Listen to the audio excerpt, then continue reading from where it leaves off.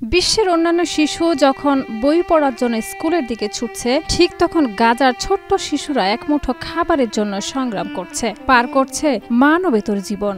Israeli আগ্রাসনের ফলে গাজার ৯৭% শিক্ষা প্রতিষ্ঠান ধ্বংস হয়ে গেছে। ফলে হাজারো শিশু সেপ্টেম্বর থেকে শুরু হওয়া নতুন শিক্ষাবর্ষ থেকে বঞ্চিত হচ্ছে। এই সংকটের মাঝেও কয়েকজন শিক্ষকের উদ্যোগে ধ্বংসস্তূপের মাঝে তাঁবু তৈরি করে অস্থায়ী শ্রেণীকক্ষ গড়ে তোলা হয়েছে, যেখানে স্বেচ্ছাসেবীরা পাঠদান করছেন।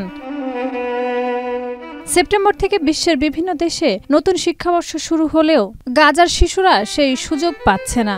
ইসরায়েলি সেনারা শিক্ষা প্রতিষ্ঠানগুলোকে বোমায় ধ্বংস করে দেয়। স্কুল নেই, শ্রেণীকক্ষ নেই, কোনো শিক্ষা সামগ্রীও নেই। যখন বিশ্বের অধিকাংশ শিশুই নতুন পোশাক আর বই নিয়ে শ্রেণীকক্ষে যাচ্ছে, তখন গাজার শিশুরা তাদের স্কুল ব্যাগ খাবার সংগ্রহের কাজে ব্যবহার করছে। তাদের শিক্ষার অধিকার সহ সব মৌলিক অধিকার ভেঙে পড়েছে।